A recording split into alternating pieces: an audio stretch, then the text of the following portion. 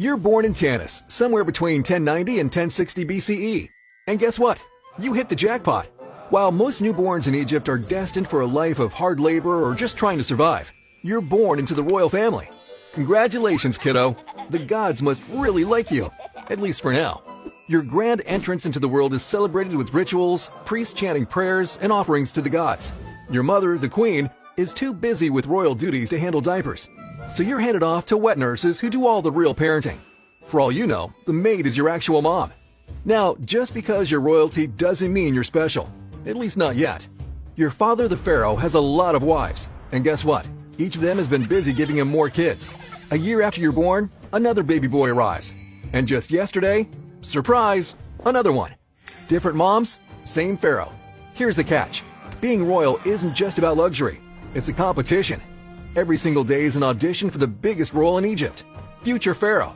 And let's be honest, your chances aren't looking great. You've got 2 older brothers ahead of you. And spoiler alert, they don't like you. By the time you hit 4 years old, you're shipped off to the school of princes. Playtime? Never heard of it. While other kids are busy messing around with toys, you're drowning in math, language, history, and geometry. Basically, everything high schoolers today still struggle with. But sorry, no excuses.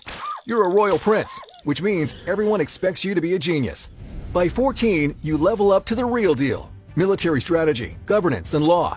And this is where things get serious. It's not just about swinging swords like some action hero. You're being taught how to conquer entire cities with minimum casualties and, more importantly, without catching an arrow in the eye.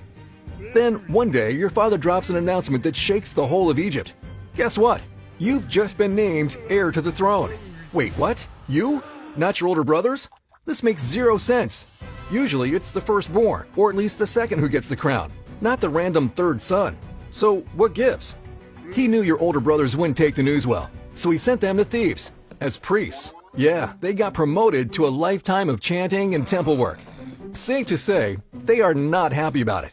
If looks could kill, you'd be mummified already. But hey, who cares what they think? You're now next in line for the throne. For the 3rd time in your entire life, you actually see your father in person. He calls you to court, looks you up and down, and declares that you were chosen because of your wisdom and the God's will. What does that mean? Who knows? Either the priest told him something in a vision, or the gods decided you were the least likely to start a civil war. Either way, you're now Egypt's next pharaoh. No pressure, right? School's over. Finally.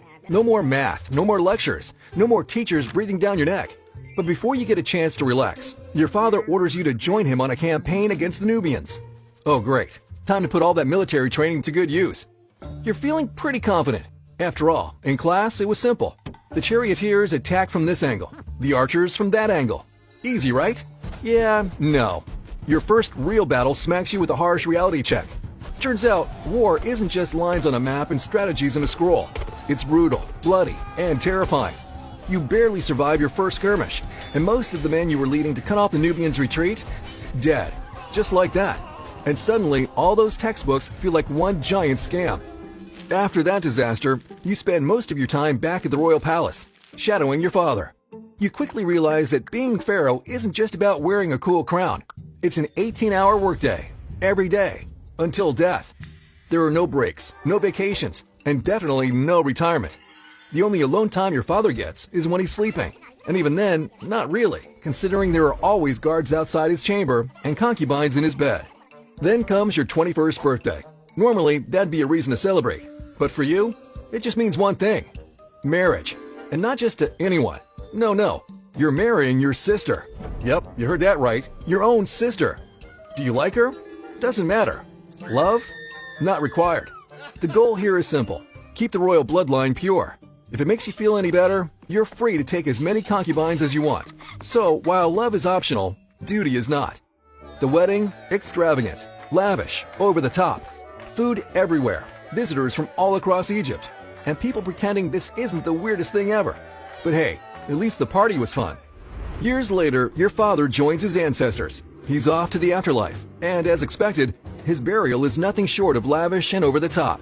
After all, he was the sole ruler of Lower and Upper Egypt and a living representative of the gods. So, of course, his funeral is grand enough to bankrupt a small kingdom.